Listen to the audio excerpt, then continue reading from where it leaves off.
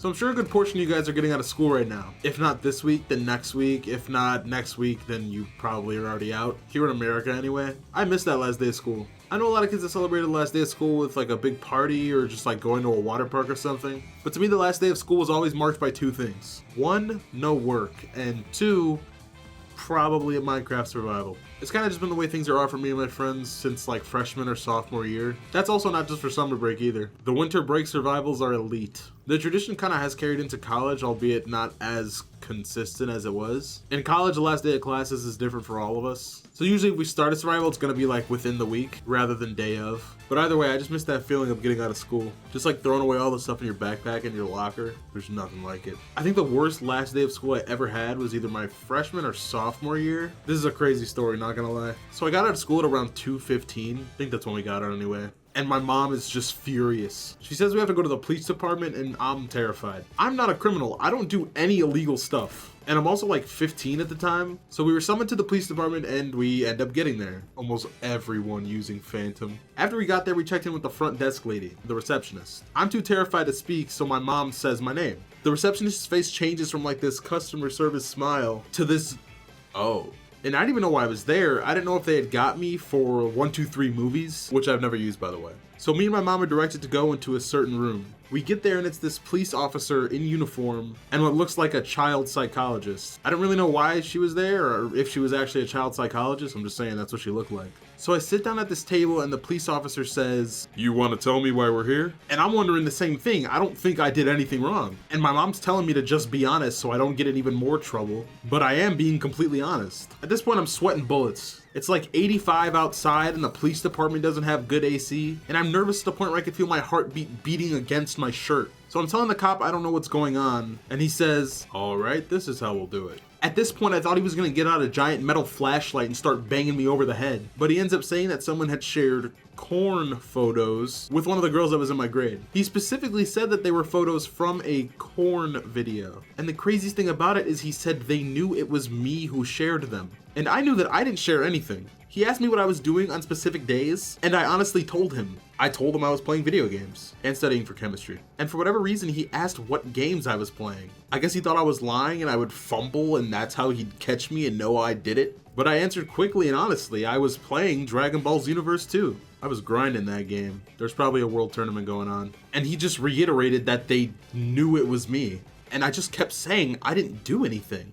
He obviously didn't believe me and my own mom didn't believe me. So what he does next is he takes out these pictures. And I guess the pictures were like screenshots from the girl's Snapchat or whatever, wherever she was getting the photos. He printed out photographs of this conversation that this girl was having with whoever, which had the graphic photos that I was allegedly sending around. I was just looking at the pictures next to my mom like,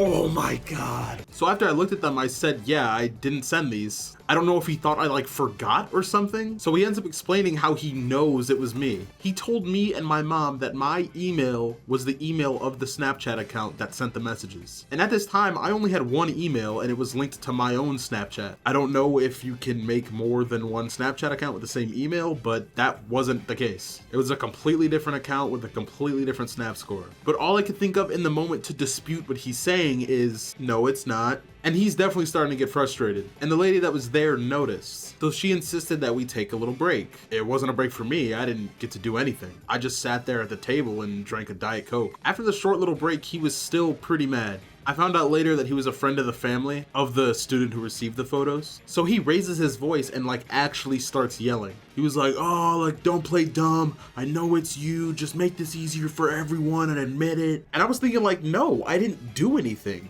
And I guess for whatever reason, the lady that was there was pretty convinced I was telling the truth. Smart lady. She ends up saying that it seems like we're both kind of telling the truth. Either that or I'm a really good liar. So thank God she asked what email the account was under. When she said the name, I immediately recognized it. It was the name of a gaming YouTube clan that I had with like 5 friends in middle school.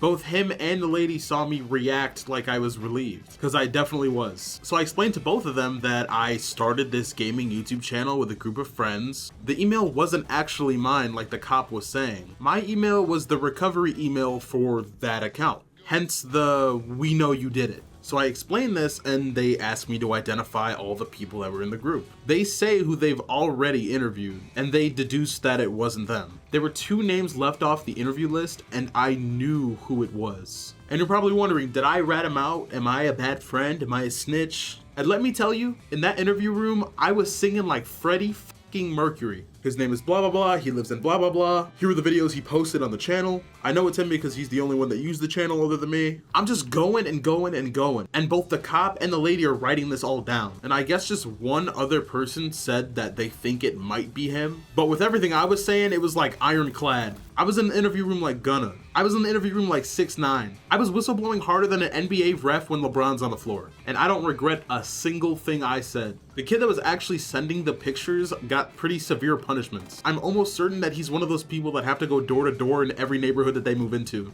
That could have been me and I would have been completely innocent. If it wasn't for that child psychologist or whatever she was, I don't know if I would have gone to college. I don't know if I would have found a girlfriend. I don't think anyone would want to be with someone who Scooby-Doo would call a registered sex offender. And I found out later that they interviewed the actual kid and he tried to put it on me. Yeah, bye-bye, pal. I dodged a bullet. I guess the whole thing made a pretty good story, I hope.